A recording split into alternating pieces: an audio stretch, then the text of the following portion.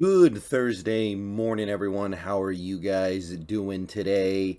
We're going to talk a little bit more about Geno Smith this morning because there's potential for something pretty cool to happen. And again, I try to keep the enthusiasm curbed when talking about things like individual accolades and individual awards because that doesn't necessarily mean the team did well, and ultimately I'm a fan of the team, not a fan of any one player. But if a player is winning individual accolades, he's probably doing something to help your team win. So it's still cool. I know the players like it. It means something to the player.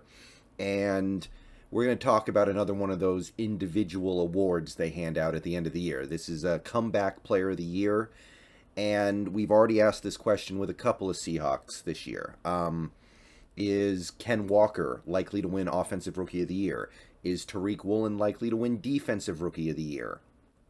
So, with talking about those guys in those terms, I think we got to spend a little bit of time on Geno here as well and wonder what could he do at the award ceremony at the end of the year.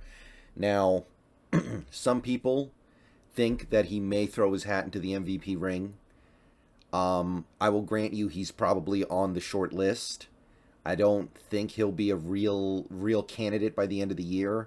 I think that one of those superstar quarterbacks over in the AFC is going to end up with like 40 touchdowns, and the bulk stats are just going to override everything else. But we'll see where we are later in the year. For now, let's focus on the thing that really has a good chance of happening, that really could happen. I'm talking about NFL Comeback Player of the Year. It's been an AP award since, well, they did it a few times in the 60s, and then they've been doing it ever since the late 90s. It's certainly not the most prestigious award the NFL hands out, but it basically tries to capture who is putting in the most work to rise up to their previous form, where you have players who something happened with them. Either they fell off, they looked washed up, they got hurt, or whatever. Something happened, and the player was not as good as previously by a wide margin. And then they come back later and become really good players again, maybe even close to what they were before the fall off. And that's a pretty cool thing, right? Because it represents on some level that you really cared, that you really fought to get back into the league, really fought to start doing the things that you need to do in the NFL. So, comeback player of the year, let's talk about it briefly here. So, like I said, they did it a little bit in the 60s, but we're going to focus more on the ones in the 90s and on. And first of all, let me just say, interesting enough, a Seattle Seahawk has never won Comeback Player of the Year, ever. Um, that being said, other than that qualifier, it seems like just about any position can win Comeback Player of the Year. This is not like Rookie of the Year, Offensive Rookie, where you really want to be a quarterback, running back, or receiver most of the time. No, we got a quarterback, defensive tackle, defensive end. We got a running back. We got a bunch of quarterbacks, linebacker, wide receiver. We got a lot of quarterbacks, don't get me wrong, but we've got a tight end. We've got a safety. The only position that is surprisingly underrepresented here is actually running back. We have not had a running back win Comeback Player of the Year since 2001. I guess that can probably be best summed up by looking at the fact that running backs typically don't fall off and then get back to where they were. Usually it's just a slow decline to the retirement home. So I guess that makes sense, but it's still certainly interesting to note. And that may be relevant for what we end up looking at this season. So the position doesn't matter as much, but most Comeback Player of the Year awards go to the quarterback. Like there was a stretch where the Comeback Player of the Year was a quarterback 6 straight years, recently 4 straight years, 3 straight years in the early 00s. So there is some advantage to the quarterbacks here, but it's not a complete wipeout. So here's the thing with Geno Smith. Here's the thing we have to say. 2022 so far, he has the highest completion percentage in the league. He's been very efficient, 13 touchdowns, 3 interceptions. He's on pace for over 4,000 yards. He's leading a top 5 offense in terms of points per game. We're, I think, 5th right now. He's playing the best football of his life by a pretty wide margin here, and he's on a team that is winning. He's taking at least slightly fewer sacks than he has in most previous seasons where he had, opportunities to play. He's obviously playing awesome, best encapsulated with his QB rating of 107.2. But here's the question with Geno, and this is going to determine whether or not he wins it. The question is, what is he coming back from? When his career started, the 2 years he actually got to play a decent amount, he was terrible. He had 34 interceptions, 25 touchdowns. I think he missed a few starts at the end of his second year in New York, but he was a bad quarterback. So if it's called Comeback Player of the Year, what is he really coming back from? He's not. After these 2 years, he became a pure backup journeyman who got to play in the occasional game, throw the occasional pass, but was basically just collecting a paycheck. There was actually 1 year, 2019, where he didn't do anything, literally didn't throw a pass. So he's not really coming back from anything. So if you want to look at the very dictionary definition of comeback, then he doesn't really qualify. But we've been through this before with something like most valuable player. Does MVP, most valuable player, ever go to the most valuable player? I don't think so. It usually goes to the best player, the player who puts up the biggest stats, the player who breaks some long-time NFL record. Those guys win MVP, not the guys who are necessarily the most valuable.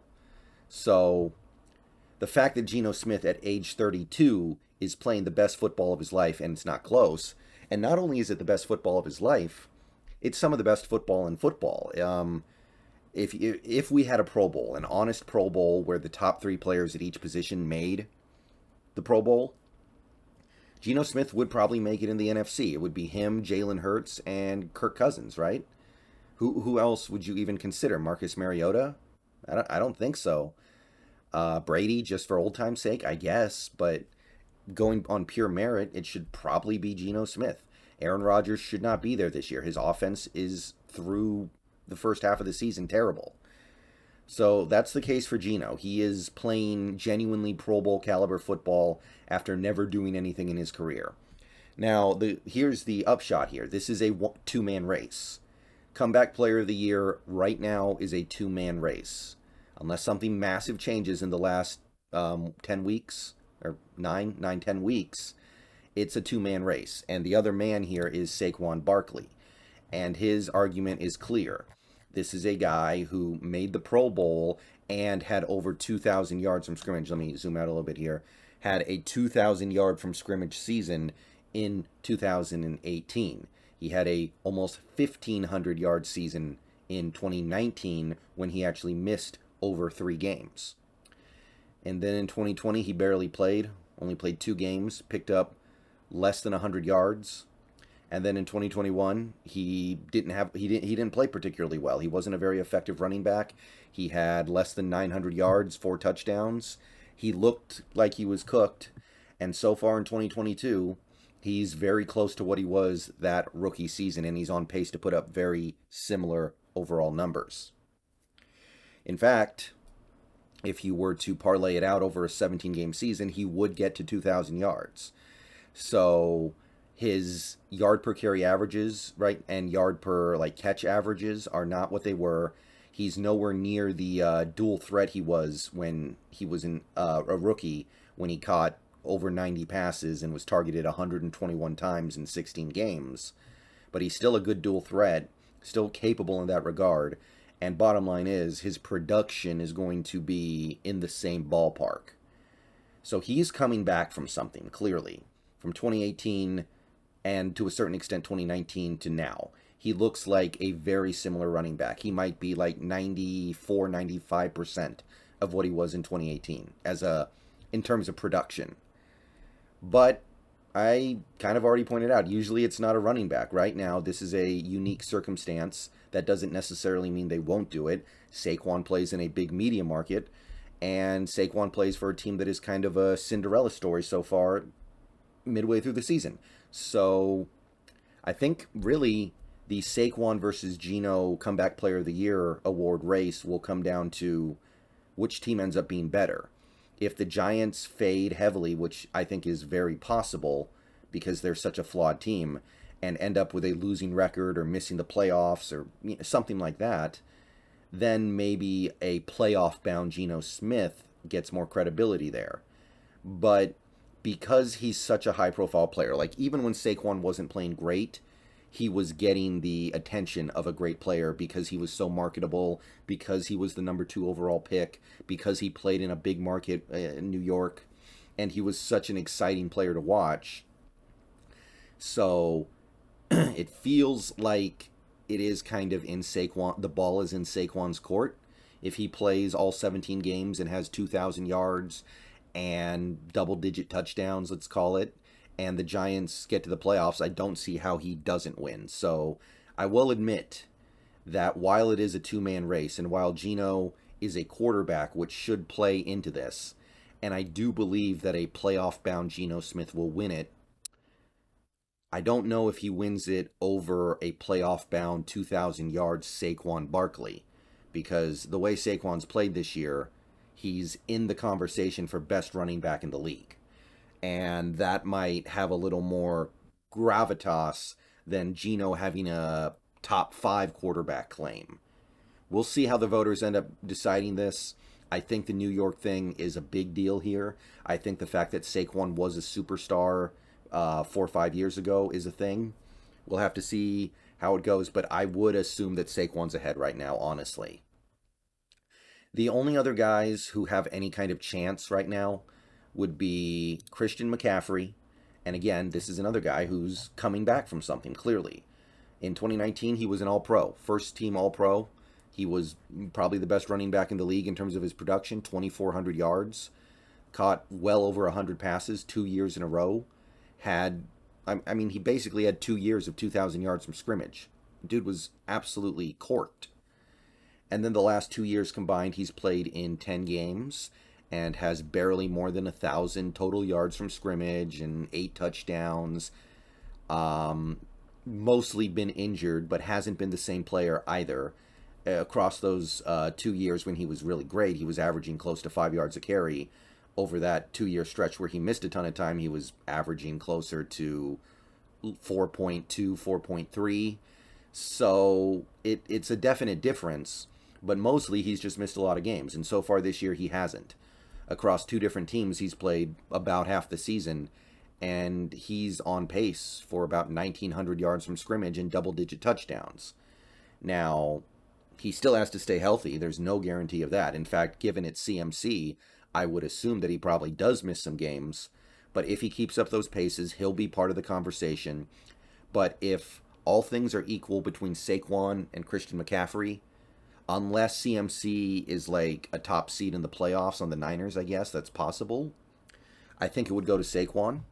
And McCaffrey's going to have to do a lot of work to enter the race with Saquon and Geno, I think. Derrick Henry is another guy who could make a push at it, and his argument's very simple.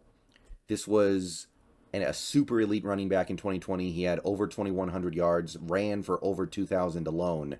Probably the best running back in the league in 2020. 17 touchdowns. The year before, he was really good too. And then in 2021, he missed half the season and only had about 1,000 yards from scrimmage. So the thing is, the year he had in 2021 was just as good as his previous year. He just missed half the season.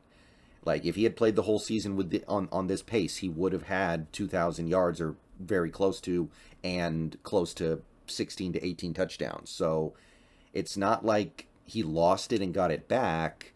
He's just kind of playing the way he's always played over these last few years. He's just actually staying on the field. So to me, that's a little less compelling than a guy like Saquon or Geno, who genuinely looked bad and then came back.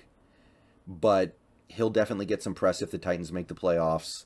And there's one other guy. This is the good story one. It's Nick Gates. So Nick Gates is the long shot of all long shots, but this is basically the Alex Smith choice, where the mere fact that he plays at all makes him warrant the award. This is what happened to Alex Smith. He suffered a horrific injury, like one of the most horrific injuries in the history of the NFL. Went through everything that you can imagine to rehab his way back to the NFL, and played in a few games before retiring. And he won the award, even though there were other players that year who actually played pretty much the whole season, like Ben Roethlisberger, and actually played fairly well after missing almost an entire season. So basically, the ability to overcome that trauma, that setback, and get on the football field for even a few plays was enough to override everything else. Nick Gates is in a similar situation. Last year, he had a massive injury in week 2, I think, and it was believed to potentially be career-ending. This was a relatively young player as well, and Nick Gates went through 7 different surgeries, and actually, this most recent game against the Seahawks, Nick Gates took the field and played. Not a ton, but he did play. And there is some universe where the voters get sucked into that tremendous story where, oh, this guy's career was supposed to be over. He had to have a shattered tibia and fibula repaired. He had, like I said, 7 surgeries. So I don't know. I don't think it's realistically in play right now, but we had to talk about it for a minute here. There are a few other guys who could make a play, but I seriously doubt it. Guys like Khalil Mack or, shoot, I don't even know. I mean, it's not going to be somebody like an Andy Dalton, I don't think. So you're really looking at these 5 guys, and as of right now, if you want to keep things simple, you're looking at 2 guys. It's Geno Smith, the career journeyman backup, who suddenly turns into a borderline top 5 quarterback, or Saquon, the superstar running back who looked like he lost it, looked like it was done, and suddenly looks like he's basically back to rookie form and might be the best running back in the league again. What do you guys think? What do you think needs to happen? How do you think this shakes out? What's it going to take for Geno to take home the prize? I feel like if Geno keeps up this general performance or close to it, makes the playoffs, and Saquon doesn't, I think Geno takes it, but it is Saquon's to lose at the moment, I suspect. All right, I'll see you guys later. Go Hawks. Just thought I'd go over that a little bit to get an idea of what we're up against.